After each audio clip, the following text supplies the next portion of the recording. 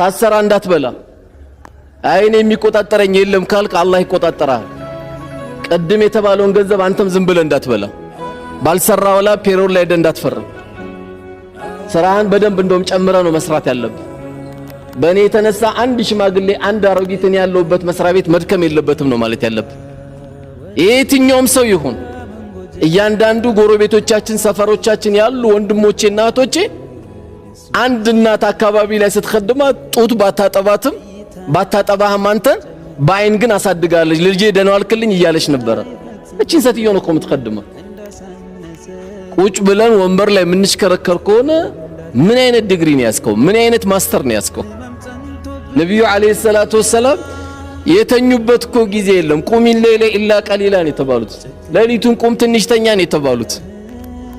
እነ ዑመር ኢብኑ አብዱል አዚዝ ዳህ እስኪጠፋ ድረስ ዓለምን መርተውታል አንበሳና በግ አብረው እስኪኗኗሩ ድረስ መርተውታል እኛም ትንሽ ቦታ